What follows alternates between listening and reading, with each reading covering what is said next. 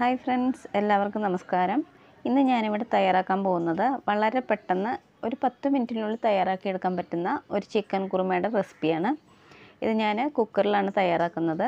ഇത് നമുക്ക് ചപ്പാത്തിയുടെ കൂടെയും ചോറിൻ്റെ കൂടെയും ഇടിയപ്പത്തിൻ്റെ കൂടെയും അപ്പത്തിൻ്റെ കൂടെയും പൊറോട്ടയുടെ കൂടെയൊക്കെ യൂസ് ചെയ്യാൻ പറ്റുന്നൊരു കറിയാണ്.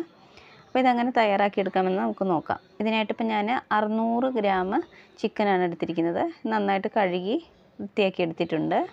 ഇനി നമുക്കിതിലേക്ക് വേണ്ടത് 2 മീഡിയം സൈസിലുള്ള സവാള, അതുപോലെ ഒരു 2 പച്ചമുളക്, പിന്നെ 1 ടീസ്പൂൺ ഇഞ്ചി അരിഞ്ഞത്, 1.5 ടീസ്പൂൺ വെളുത്തുള്ളി അരിഞ്ഞത്, പിന്നെ തക്കാളി വേണം. തക്കാളി ഒരു വലിയ തക്കാളി എടുത്തിട്ടുണ്ട്, ചെറുതാണെങ്കിൽ ഒരു 2 എടുക്കാം. പിന്നെ ആവശ്യത്തിന് മല്ലിയില വേണം, അതുപോലെ തന്നെ കുറച്ച് കറിവേപ്പില. ഇനി നമുക്കിതിലേക്ക് വേണ്ടത് തേങ്ങാപ്പാലാണ്. അപ്പം ഞാനൊരു വലിയ തേങ്ങയുടെ അരമുറി തേങ്ങയുടെ പാലാണ് എടുത്തിരിക്കുന്നത്. അപ്പം 2ാം പാല് 1 ഗ്ലാസ്സും അതുപോലെ തന്നെ 1ാം പാല് ഒരു 3/4 ഗ്ലാസ്സുമാണ് എടുത്തിരിക്കുന്നത്. പിന്നെ നമുക്കിതിലേക്ക് വേണ്ടത് കാഷ്യൂനട്ടാണ്. അപ്പം ഞാനൊരു 15ഓളം കാഷ്യൂനട്ട് എടുത്തിട്ടുണ്ട്. പിന്നെ ഇതിൻ്റെ കൂടെ തന്നെ കസ്കസ് വേണം. ഞാനിപ്പോൾ ഇവിടെ 1 ടേബിൾ സ്പൂൺ കസ്കസ് എടുത്തിട്ടുണ്ട്. അപ്പോൾ വൈറ്റ് കസ്കസ് എടുത്താൽ മതി. ഇത് നമ്മുടെ കറിക്കൊരു കൊഴുപ്പ് കിട്ടാൻ വേണ്ടിയിട്ടാണ് ഇതിൽ ചേർക്കുന്നത്. അപ്പം ഇത് നന്നായിട്ടൊന്ന് അരച്ചെടുക്കണം.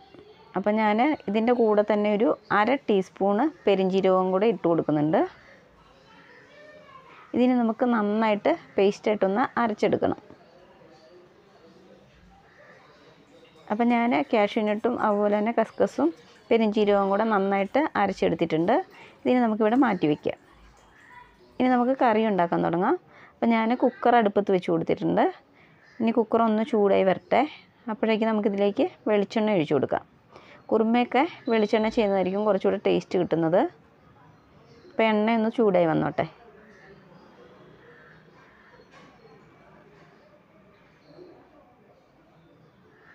ഇപ്പോൾ നമ്മുടെ എണ്ണ ചൂടായിട്ടുണ്ട്. ഇതിലേക്ക് നമുക്ക് 1 കഷ്ണം പട്ട, 3 ഗ്രാമ്പു, 2 ഏലക്ക ഇത്ര ഇട്ട് കൊടുക്കാം.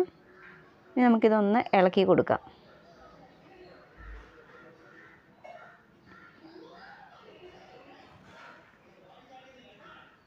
ഇതിനെ ഒന്ന് പൊട്ടി വന്നോട്ടെ. ഇനി നമുക്കിതിലേക്ക് നമ്മൾ അരിഞ്ഞ് വെച്ചിരിക്കുന്ന സവാളയും ഇഞ്ചിയും വെളുത്തുള്ളിയും കൂടെ ചേർത്ത് കൊടുക്കാം. എന്നിട്ടിത് നന്നായിട്ട് വഴറ്റിയെടുക്കണം. പച്ചമുളക് ഇപ്പം ഇട്ട് കൊടുക്കണ്ട, അത് ഏറ്റവും അവസാനം ഇട്ട് കൊടുത്താൽ മതി. ഇതിന് നന്നായിട്ടൊന്ന് വഴറ്റിയെടുക്കാം. അപ്പോൾ ആവശ്യത്തിന് ഉപ്പും കൂടി ഇതിലേക്ക് ചേർത്ത് കൊടുക്കാം. ഇതിൻ്റെ നിറം അത്യാവശ്യം നന്നായിട്ടൊന്ന് മാറി വരണം. അപ്പോൾ നമ്മുടെ സവാളയ്ക്ക് ഇപ്പോൾ അത്യാവശ്യം നന്നായിട്ട് വഴന്ന് വന്നിട്ടുണ്ട്. ഇനി നമുക്കിതിലേക്ക് നമ്മൾ അരിഞ്ഞ് വെച്ചിരിക്കുന്ന തക്കാളി ചേർത്ത് കൊടുക്കാം. ഇതും ഇനി നന്നായിട്ടൊന്ന് ഇളക്കി കൊടുക്കാം. അപ്പോൾ തക്കാളി നന്നായിട്ടൊന്ന് വഴന്ന് വരണം. ഈ കറി ഉണ്ടാക്കാൻ ഇത് വഴറ്റുന്ന ആ ഒരു താമസം മാത്രമേ ഉള്ളൂ. പെട്ടെന്ന് കറി റെഡിയാവും. ഇപ്പം നമ്മുടെ തക്കാളിയൊക്കെ നന്നായിട്ട് വെന്തുടഞ്ഞ് വന്നിട്ടുണ്ട്. ഇനി നമുക്കിതിലേക്ക് പൊടികൾ ചേർത്ത് കൊടുക്കണം. അപ്പോൾ ആദ്യം ഒരു 1/2 ടീസ്പൂൺ മഞ്ഞൾപ്പൊടി ചേർത്ത് കൊടുക്കുന്നുണ്ട്. അതിൻ്റെ കൂടെ തന്നെ 1/2 ടീസ്പൂൺ മുളക് പൊടി, 1/2 ടീസ്പൂൺ കുരുമുളക് പൊടി, 1.5 ടീസ്പൂൺ മല്ലിപ്പൊടി, പിന്നെ ഒരു 1/2 ടീസ്പൂൺ ഗരം മസാല പൗഡറും കൂടി ഇട്ട് കൊടുക്കുക. ഇനി നമുക്കിത് നന്നായിട്ടൊന്ന് ഇളക്കി കൊടുക്കാം. ഈ പൊടികളുടെ പച്ചമണം മാറുന്നവരെ ഒന്ന് വഴറ്റിയെടുക്കാം.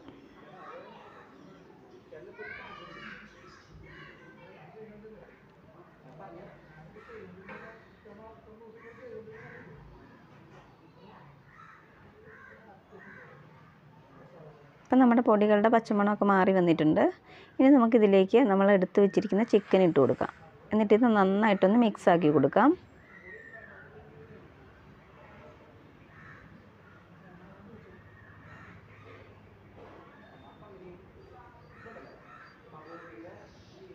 ഇതിപ്പോൾ അത്യാവശ്യം നന്നായിട്ട് മിക്സ് ആക്കിയിട്ടുണ്ട്.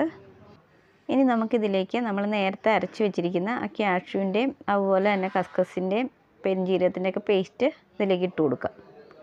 ഇതിന് നന്നായിട്ടൊന്ന് ഇളക്കി യോജിപ്പിച്ച് കൊടുക്കാം. ഇതേ മെത്തേഡിൽ തന്നെ നമുക്ക് മുട്ടക്കറിയും ചെയ്യാവുന്നതാണ്. അതിൽ പൊട്ടറ്റോ ഒക്കെ ഇട്ടിട്ടാണ് ചെയ്യുന്നത്. അത് ഞാൻ വേറൊരു വീഡിയോയിൽ ചെയ്യാം. ഇനി നമുക്കിതിലേക്ക് തേങ്ങയുടെ 2ാം പാൽ ഒഴിച്ചു കൊടുക്കാം. ഇത് ഏകദേശം 1 കപ്പോളം ഉണ്ട്. ഇത് ഇനി ഒന്ന് നന്നായിട്ട് മിക്സാക്കി കൊടുക്കാം. ഇനി നമുക്കിതിലേക്ക് വെള്ളം ചേർത്ത് കൊടുക്കണം. ഞാനിപ്പോൾ ഇവിടെ ഒരു 3/4 കപ്പോളം വെള്ളം ചേർത്ത് കൊടുക്കുന്നുണ്ട്.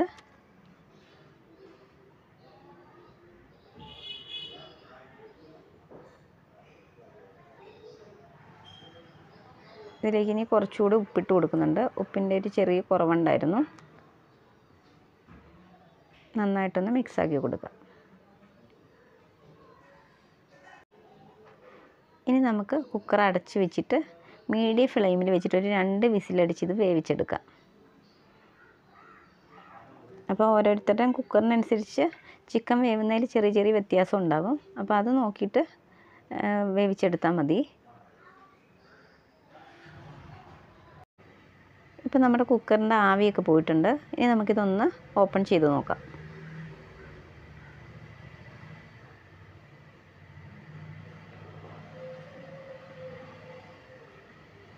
അപ്പം നമ്മുടെ കുറുമയൊക്കെ നല്ല കുറുകിയിരിപ്പുണ്ട്. ഇനി നമുക്ക് തീയൊന്ന് കത്തിച്ചു കൊടുക്കാം. ഈ ടൈമിൽ നമുക്ക് നമ്മൾ നേരത്തെ എടുത്ത് വെച്ചിരിക്കുന്ന പച്ചമുളകും കറിവേപ്പിലയും കൂടി ഇട്ടിട്ട് നന്നായിട്ടൊന്ന് ഇളക്കി കൊടുക്കാം. ഇനി ഇത് നന്നായിട്ടൊന്ന് തിളച്ചോട്ടെ. ഒരു 2-3 മിനിറ്റ് നമുക്കിത് തിളപ്പിച്ചെടുക്കണം.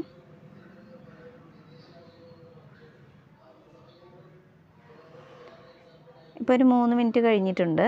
ഇനി നമുക്കിതിലേക്ക് ഒരു 1/2 ടീസ്പൂൺ പഞ്ചസാര ചേർത്ത് കൊടുക്കാം. അപ്പോൾ ഈ ഒരു സ്റ്റെപ്പ് സ്കിപ്പ് ചെയ്യരുത്. ഇത് ചേർത്താലാണ് നമ്മുടെ കറിക്ക് കൂടുതൽ ടേസ്റ്റ് കിട്ടുന്നത്.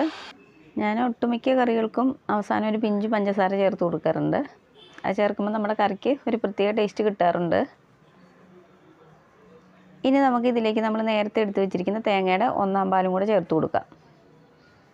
1/4 പാൽ ചേർത്ത് കഴിഞ്ഞാൽ പിന്നെ ഇത് അധികം തിളയ്ക്കാൻ പാടില്ല. ഇതിന് നന്നായിട്ടൊന്ന് ഇളക്കി കൊടുക്കാം. ഇനി നമുക്ക് തീയൊക്കെ കുറച്ച് കൊടുത്തിട്ട് ഇതിലേക്ക് ഇനി മല്ലിയില ഇട്ട് കൊടുക്കാം. ഇത് നന്നായിട്ടൊന്ന് മിക്സാക്കി കൊടുക്കാം.